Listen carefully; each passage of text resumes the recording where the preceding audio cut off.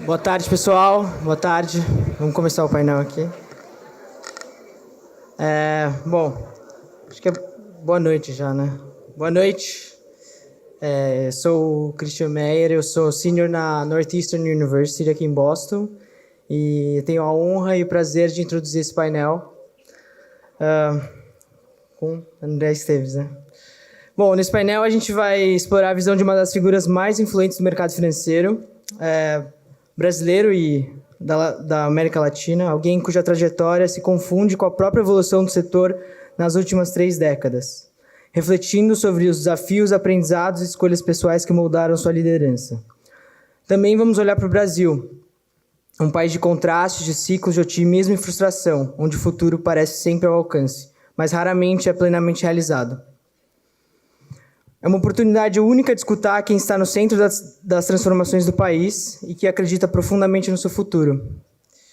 Bom, para ele, a gente vai contar com a moderação de Pedro Farias, que completou sua graduação em Harvard em 2020, onde estudou matemática aplicada à economia e presidiu a Brasil Conference em 2019. Após se formar, foi investidor na Stockbridge Investors, um hedge fund da empresa Berkshire Partners. Hoje, Pedro está no MBA na HBS, mas, acima de tudo, Pedro é uma inspiração para todos nós estudantes, como modelo de liderança e engajamento com a transformação do Brasil. Senhoras e senhores, Pedro Farias. Calma aí, André. Bom, agora sim, chegou o momento que todo mundo está esperando. Nosso palestrante de hoje dispensa apresentações, mas mesmo assim vale a pena relembrar alguma das passagens emblemáticas da sua trajetória. Bom, carioca, formado em Ciência da Computação pela UFRJ e torcedor do Flu. Ele começou como estagiário do Banco Pactual lá em 89 e não ficou só no cafezinho e em apenas 4 anos virou sócio do banco. Quando o Pactual foi vendido para o UBS, assumiu a chefia global de renda fixa, mas essa história estava longe de acabar. Em 2008, fundou o BTG Investments e no ano seguinte liderou a recompra do Pactual, criando o BTG Pactual como conhecemos hoje, um dos maiores e mais influentes bancos de investimentos da América Latina. Hoje, além de sócio sênior e chairman do BTG, é também um pensador sobre Brasil, economia, política e inovação. Um líder que fala sobre bater ou tomar o DI futuro de janeiro de 31, com a mesma clareza com que reflete sobre o país, a educação e o futuro da inovação no Brasil. Senhoras e senhores, com vocês, André Esteves.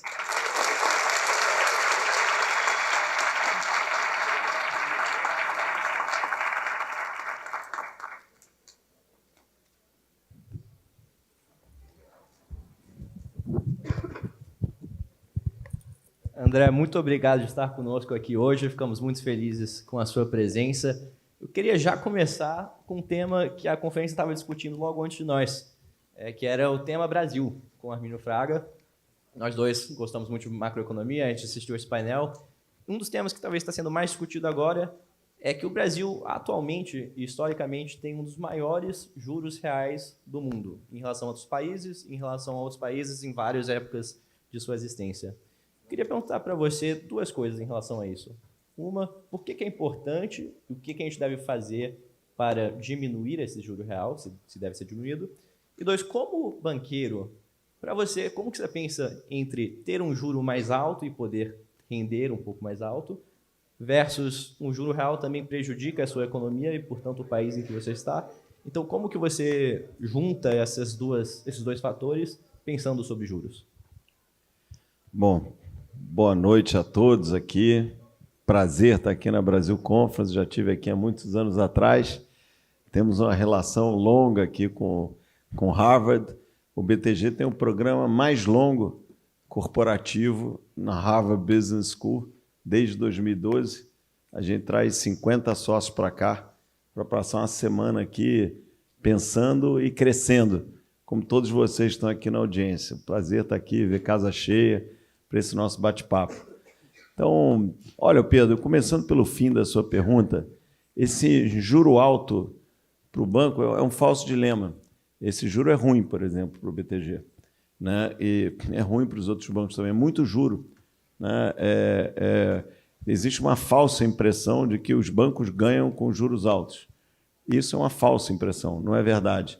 Aumenta a inadimplência no crédito ao consumidor, aumenta a inadimplência das empresas, você não tem novos aumentos de capital, novos IPOs, cai a atividade econômica, não tem fusões e aquisições, retração de investimento externo real. Então, não é bom o juro alto. Para nós, é um falso dilema. Eu preferia que o juro para os negócios tivessem menores. Aí, vamos para a primeira parte da sua pergunta, que o Armínio falou um pouco, mas eu vou tentar colocar com talvez um pouco mais de ênfase. A gente está praticando uma política que não está muito bem coordenada entre a política fiscal e a política monetária. A gente está com o juro muito apertado e o fiscal muito frouxo. É mais ou menos como se você estivesse dirigindo um carro e você estivesse com um pé no acelerador e o outro pé no freio. Naturalmente, o carro não vai seguir, não vai fazer aquilo que você o que ele poderia fazer de melhor. Então, o juro está excessivo, estava na hora de a gente apertar um pouquinho o fiscal e o juro ia cair. Esse é um mix mais adequado para o momento. Agora, o Banco Central ele trabalha com as variáveis que estão presentes. A meta dele é levar a inflação de volta para aquilo esperado. Então, o juro está muito alto, mas o Banco Central está fazendo o trabalho dele. Mas eu acho que o todo de política econômica podia facilitar um pouco a vida do BC. Sem dúvida. Existem mudanças estruturais que você acha que ajudariam a diminuir esse juro a longo prazo? Olha, eu acho que o Brasil, e a gente costuma ser sempre muito crítico, muito pessimista. Eu não sou pessimista, não. Eu acho que está fácil consertar o Brasil. As fórmulas são conhecidas, não existe nenhuma, não precisa dar nenhum salto mortal, carpado, invertido, descer Deus à terra e fazer virar presidente do Brasil, não precisa de nada disso. Eu acho que o Brasil, pelo contrário, se você olhar nos últimos 8 anos, mais ou menos, a gente foi o país que mais fez reformas estruturais no mundo. A gente, durante a pandemia, fez reformas estruturais. Pouquíssimos países fizeram, tanto a nível macro quanto a nível micro. A gente fez uma reforma trabalhista num governo que tinha 9% de popularidade, que foi o governo do presidente Temer. Nós fizemos uma reforma previdenciária num presidente que não acreditava tanto na reforma previdenciária, mas fizemos uma boa reforma previdenciária. Vamos lembrar que a tentativa de fazer uma reforma previdenciária como a nossa, na França, gerou aquele movimento dos Yellow Jackets. E no Brasil a sociedade comprou aquela necessidade. Por último, nós fizemos uma reforma tributária, longe da ideal, mas andamos para frente. E, junto com isso, a gente também fez muita coisa microeconômica, que são tão relevantes quanto essa. Né? Foi citado aqui mais cedo, mas eu quero enfatizar mais. A gente fez um novo arranjo regulatório sobre saneamento.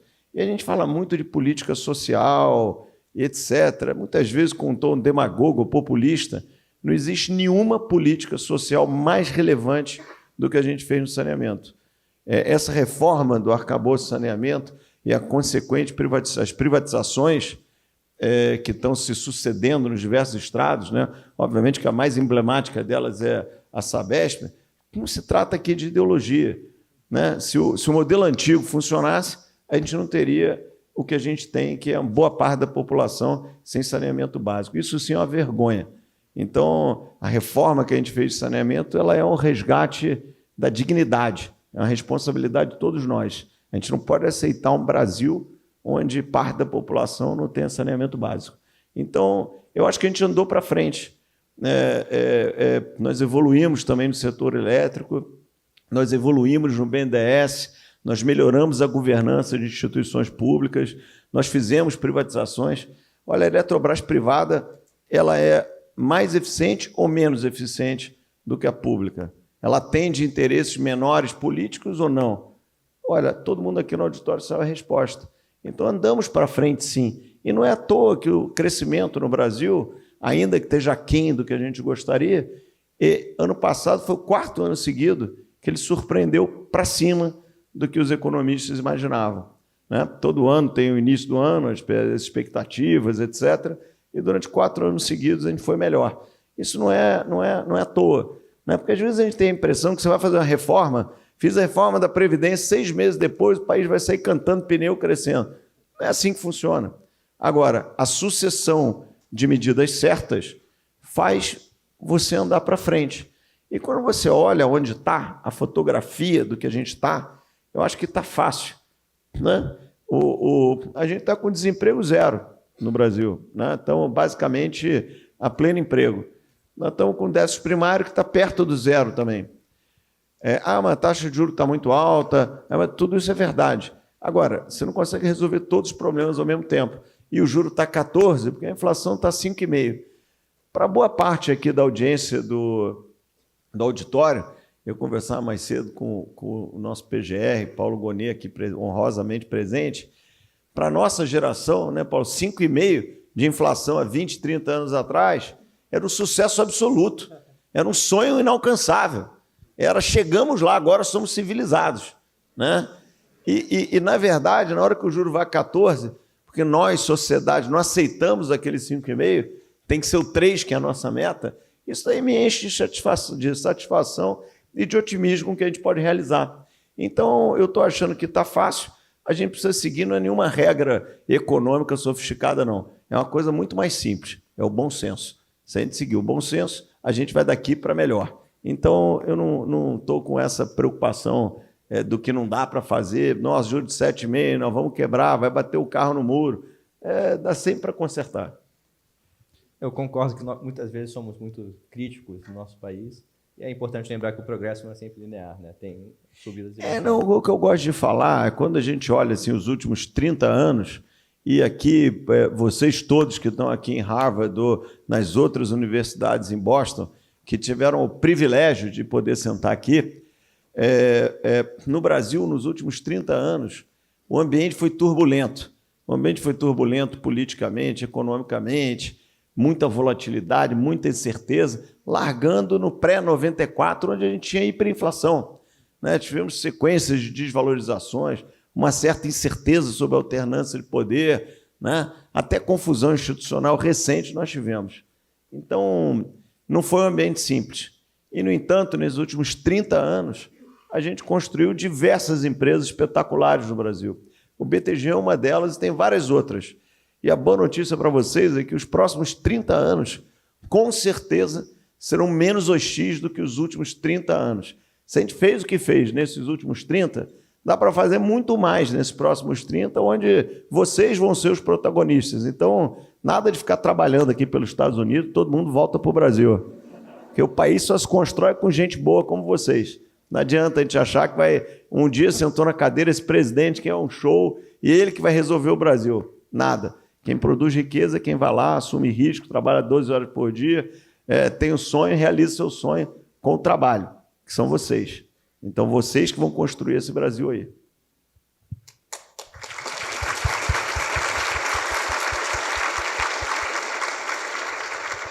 Uma das coisas que eu acho que foi muito importante também do que você falou agora foi o fato que o PIB brasileiro foi melhor do que a expectativa nos últimos 4 anos. E vem crescendo mais do que economistas brasileiros, internacionais, o Banco Mundial esperava. Parte desse crescimento foi a força do nosso setor de agronegócio e nossa habilidade de exportar bastante para os países por todo o mundo. Agora, nesse clima que talvez haja menos livre comércio, mais tarifas e países estão se tornando um pouco mais insulares, como que a gente garante que a gente vai manter nosso crescimento, talvez tendo menos habilidade de exportar? Olha, o Brasil ele é essencialmente um exportador de commodities.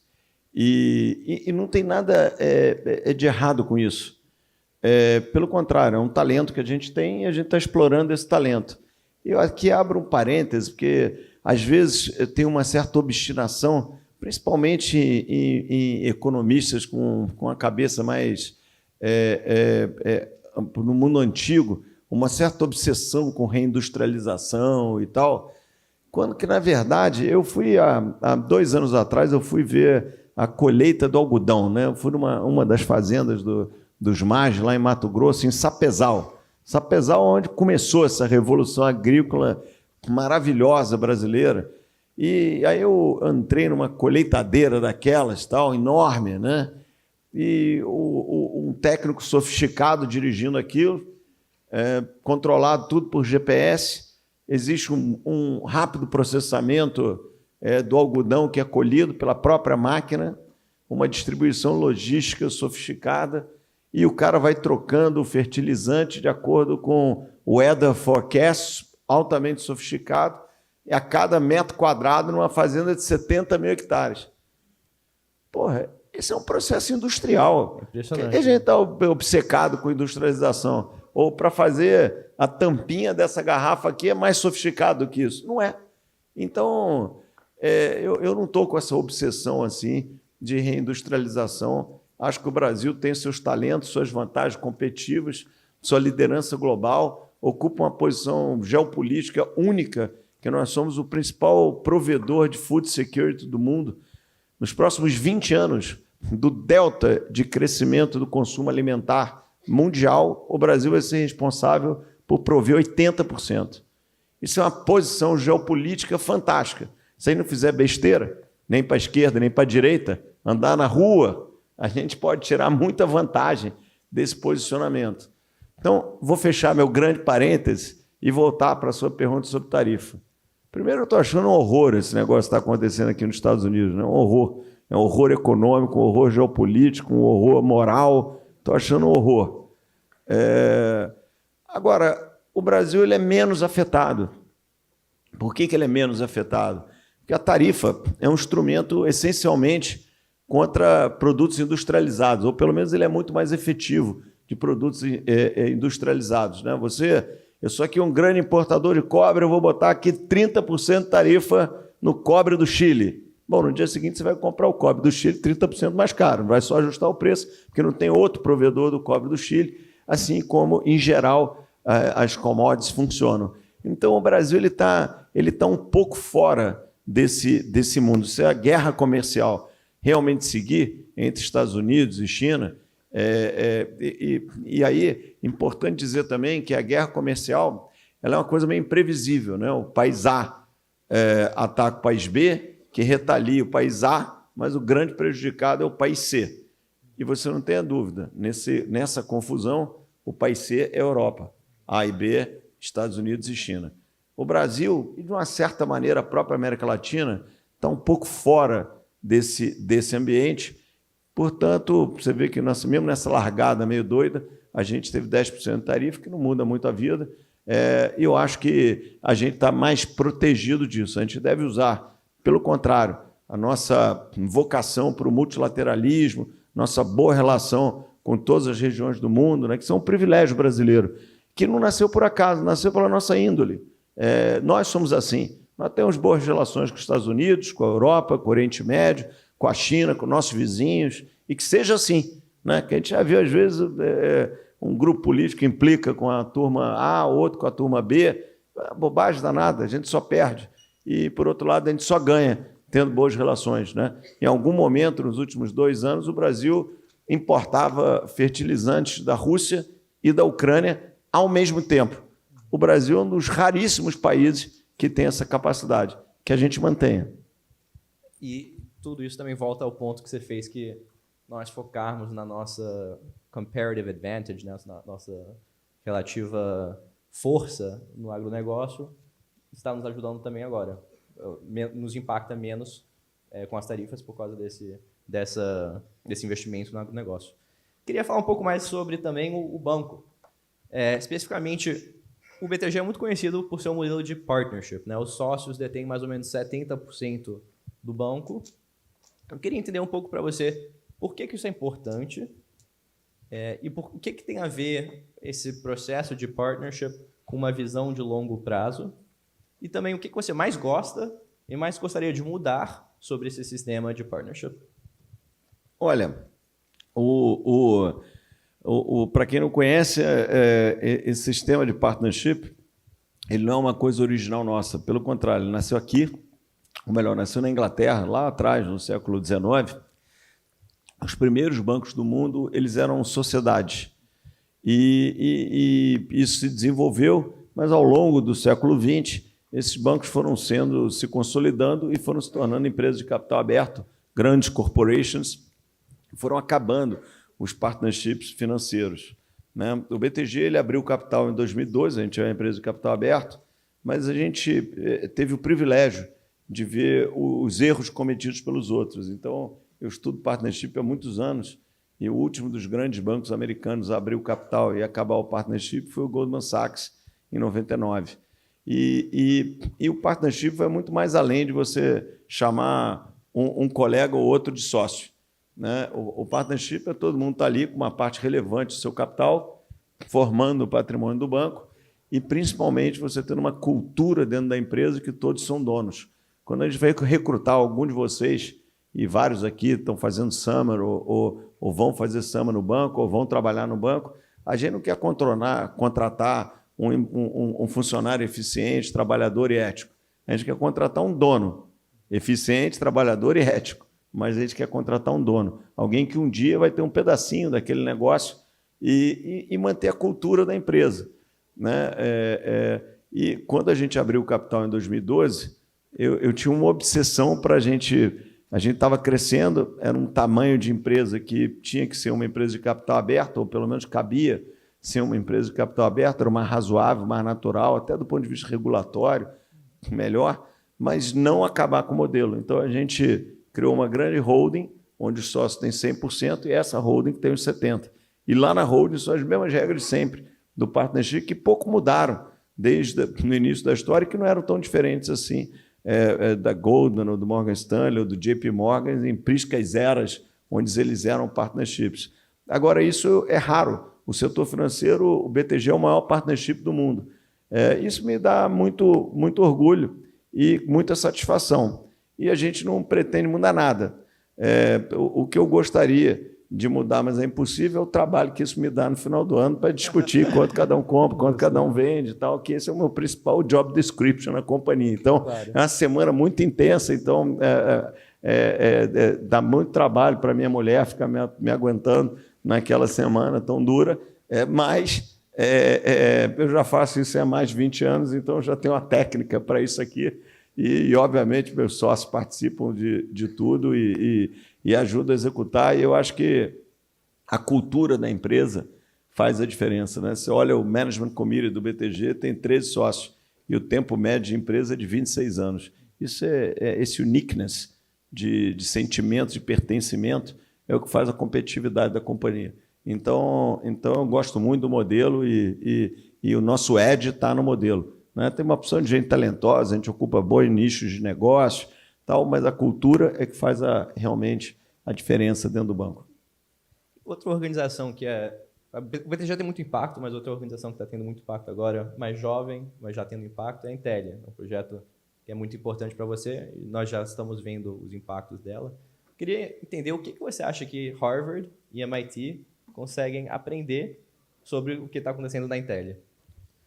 Olha, Intellia, para quem não sabe, é uma faculdade, Intellia é Instituto de Tecnologia e Liderança, que eu e uns sócios do banco criamos, é um projeto filantrópico, né? Nós fizemos uma grande doação de 200 milhões de reais para a criação da Intellia, e ela nasceu de um certo inconformismo. A gente estava vendo uma palestra onde um dos fundadores da Sequoia falava sobre as oportunidades de investimento em mercados emergentes e falando muito bem do Brasil, não era na conferência de Harvard, era lá em Stanford, falando muito bem do Brasil, mas no final concluindo, mas não vamos investir no Brasil, não. Porra, aquele negócio ali nos provocou. E depois, mas por que você não vai investir no Brasil? Eu quero que nós fizemos uma conta e vai faltar engenheiro lá na frente. Não tem engenheiro para as empresas crescerem como a gente precisa que elas cresçam. E aquilo criou um certo inconformismo na gente. E nós voltamos para casa, fizemos o dever de casa e chegamos à mesma conclusão que ele. Você pega as grandes escolas, as melhores escolas de engenharia lá no Brasil, o ITA, o IME, a UFRJ, a USP, que são grandes escolas, e o número de vagas nos últimos 30 anos cresceu 50%. Estou chutando o número aqui, mas uma magnitude desse tipo. Só que a demanda aumentou 50 vezes. Então, ou a gente faz alguma coisa, ou nós vamos ficar com esse gap. E aí criamos uma escola de excelência, né, um MIT brasileiro, que é a Intel, onde 2/3, mais ou menos, dos estudantes estudam com bolsa. Né? Bolsa, para nós, não é pagar a faculdade. Se você precisa de faculdade de alimentação, é a faculdade de alimentação. Se é faculdade de alimentação e moradia, é faculdade de alimentação e moradia. Se é faculdade de alimentação, moradia, um par de sapato para você ir para a escola, também está incluído. O que acontece? E o vestibular na Intel, ele não é por nota, ele é por distância percorrida. Né? Se você estava lá numa comunidade, na periferia de uma capital do Nordeste, e conseguiu chegar quase lá, ficou 2/10 assim atrás do meu filho, 2 meninos maravilhosos aqui de Harvard, ele que entra, porque a distância percorrida foi muito maior. Então, eu acho que o projeto da Intel é você ajudar a transformar o Brasil. E a sua pergunta sobre Harvard, Stanford ou MIT, na verdade, a gente tem pouco para ensinar para eles. Mas eles ensinaram uma coisa muito importante, que a gente olha essas universidades maravilhosas, estamos todo mundo aqui em Harvard, e elas existem, de novo, porque não foi um presidente visionário que sentou lá na cadeira e, de repente, vou fazer tudo isso. A sociedade fez isso. Alguém um dia foi lá e fez. A Intel, além de ser um negócio maravilhoso, eu espero que seja inspiração para outros que tiveram o privilégio de ter a oportunidade que nós tivemos no Brasil de transformar a sociedade. Então, a gente foi lá e fez. Vamos fazer um MIT, um Stanford no Brasil. Então, que surgem outras Intels por aí. Quem quiser criar uma, eu dou todo o script, tudo que a gente aprendeu, todos os erros que a gente cometeu, para fazer uma melhor ainda. Quanto mais, melhor. Né? Ainda bem que tem Harvard, Stanford, MIT, Wharton. Você olha aqui, tem 10 universidades maravilhosas. Então, no Brasil temos boas, mas falta, principalmente nessa área. Então, a Intel é um movimento para ajudar a transformar esse Brasil no lugar que a gente acredita que ele possa ser.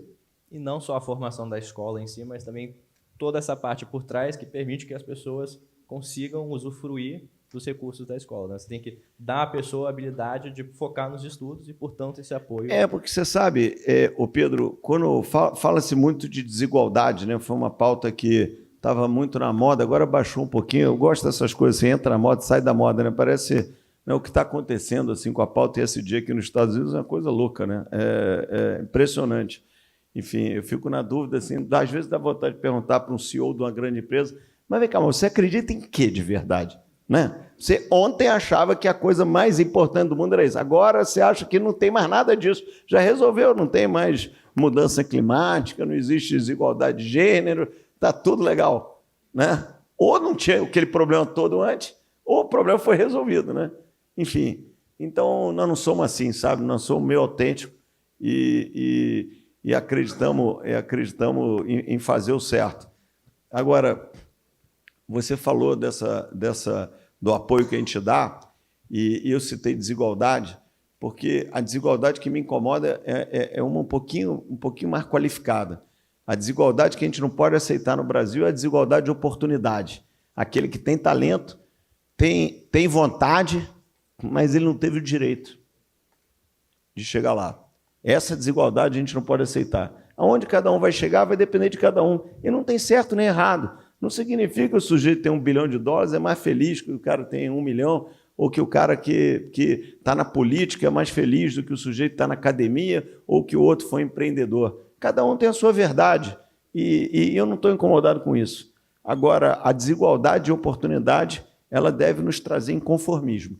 A gente deve usar a nossa capacidade para mudar ela. Então, a Intel, esse programa extenso de bolsas que vai da gente dar roupa, caderno, comida, moradia, material escolar, mensalidade, até o cara que só precisa da mensalidade, até o cara que pode pagar a faculdade. Tem de tudo lá. E faz os alunos serem muito melhores, crescerem naquele ambiente diverso. Então, é contra essa dificuldade que eu gosto de lutar, a desigualdade de oportunidade. Um projeto muito legal. E eu fico feliz que a gente falou sobre Brasil, sobre projetos e empresas importantes, mas eu queria saber um pouco mais sobre o homem por trás de tudo isso. Então, você até já mencionou, André, como que é ser pai de 2 filhos em Harvard, tem a sua filha mestrada na Universidade de Chicago. Quais foram os valores que foram importantes para você quando você estava crescendo, que você queria repassar para os seus filhos para garantir que eles tivessem a mesma garra que você teve ou tem? Olha, a primeira coisa que eu aprendi, e tanto eu quanto minha mulher maravilhosa que está aqui, é você dar o exemplo. Eu acho que não adianta você falar uma coisa e fazer outra. Então, o exemplo do trabalho, o exemplo que o trabalho constrói, que o trabalho dignifica, de acreditar que dá para fazer as coisas, de você entender o outro lado.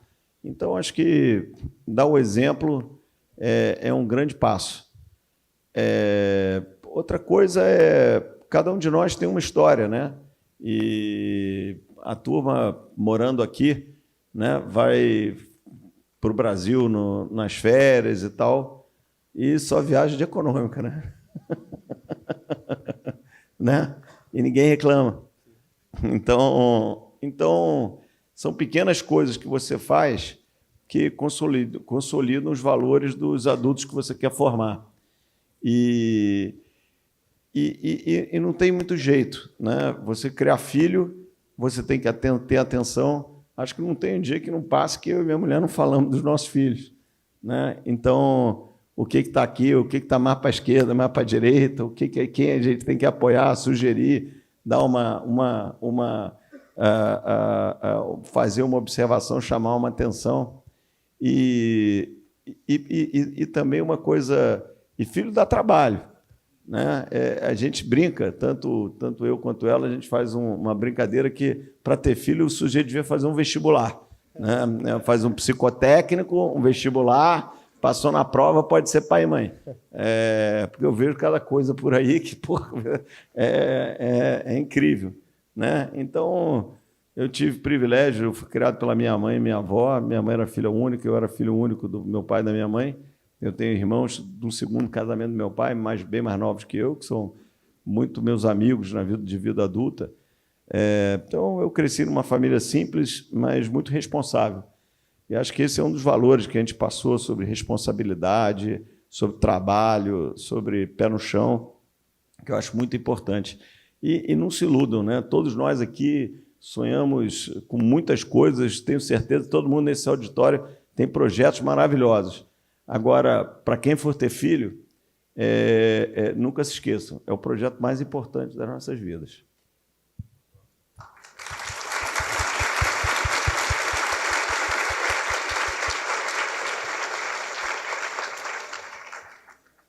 Queria falar um pouco sobre os últimos 10 anos, pedir um pouco da sua reflexão dos últimos 10 anos.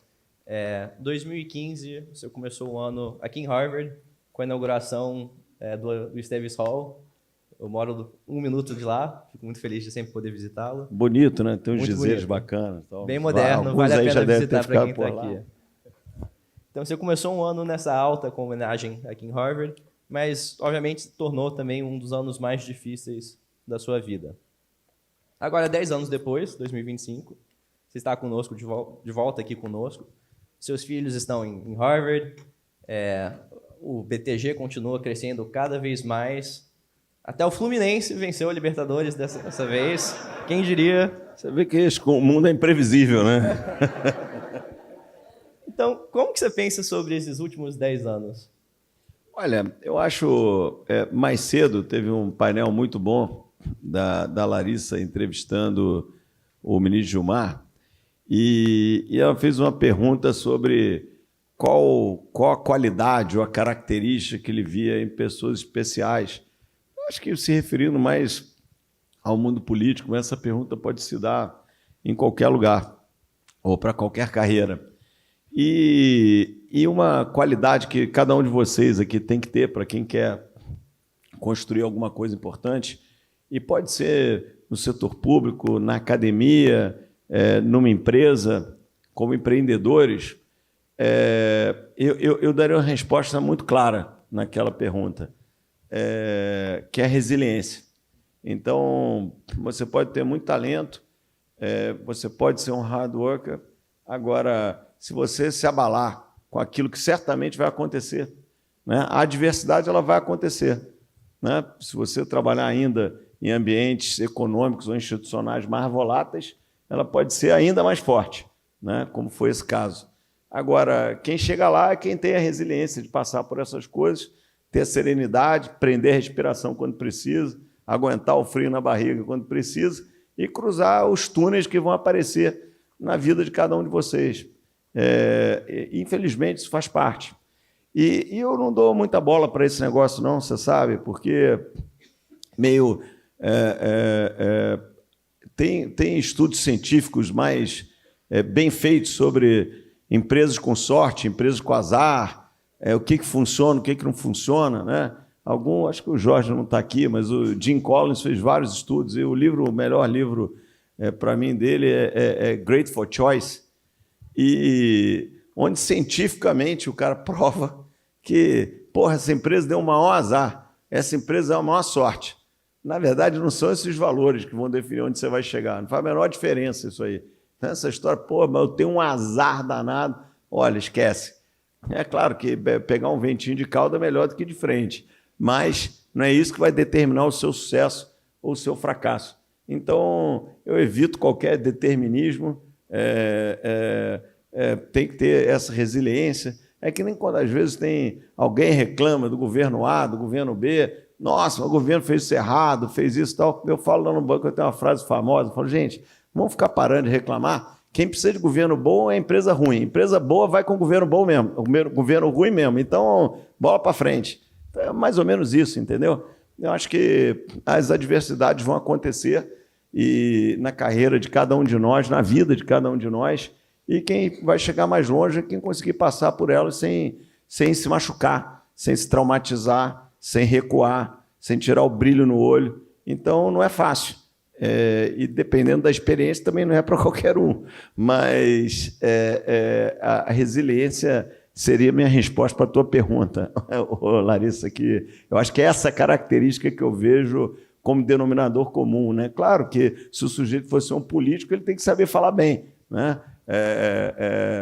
Se o cara for um matemático, já não precisa dessa característica, né? Então, outro dia me perguntaram lá no banco que tinha uma bancada de engenheiros lá fazendo conta e tal. Aí eu copiei uma frase que eu ouvi outro dia. Eu falei, não, a gente contrata muito engenheiro. Cara, mas por que não são administradores? Eu falei, olha, é mais fácil ensinar os engenheiros a falar do que os administradores a fazer conta. Então, cada um precisa de uma qualidade, mas eu destacaria a resiliência como o denominador comum que eu vejo em gente de sucesso em vários ramos. E uma coisa que você tocou no começo também, como a gente está com pouco tempo, será a nossa última pergunta. Mas eu não tenho hora, que eu já vi que a gente já estourou esse tempo aqui, mas eu não estou que nem o Armínio aqui. Tem depois um small group aí, né? Então, não vai ter mais. Não vai ser small agora. Vamos embora. Vai lá, Pedro. Pergunta aí o que você quer. Então, eu tenho duas perguntas. Vamos lá. A primeira, a gente nunca sabe o que vem por aí. A gente precisa ter resiliência. Queria perguntar para você, qual foi uma ou duas pessoas que te impactaram muito e te garantiram que você tivesse essa resiliência durante esse período, antes desse período, ao se preparar? Quem você diria foi mais influente na sua vida? Olha, eu acho, durante as fases de extrema dificuldade, a coisa que faz mais diferença na sua vida é o alicerce sólido. E não existe nenhum alicerce mais sólido do que a família. Então, as pessoas que fazem a diferença para mim estão aqui, sentadas aqui na frente, e que fizeram a diferença nos momentos mais desafiadores. E, como empresários, tem várias referências, né? O Jorge Paulo estava aqui mais cedo, e é um cara sensacional, que eu me inspirei várias vezes, tive o privilégio, ou tenho o privilégio de conversar com ele sobre vários assuntos, e você aprende com muita gente, não necessariamente com alguém igual a você, ou alguém que você até julga melhor do que você. Eu aprendo com autoridades públicas, eu aprendo com sócios mais antigos, eu aprendo com sócios mais jovens, eu aprendo, às vezes, com um calouro que chega lá no banco e, de repente, fala uma frase diferente sobre um problema que, na verdade, expressa um novo ângulo, uma nova maneira de olhar.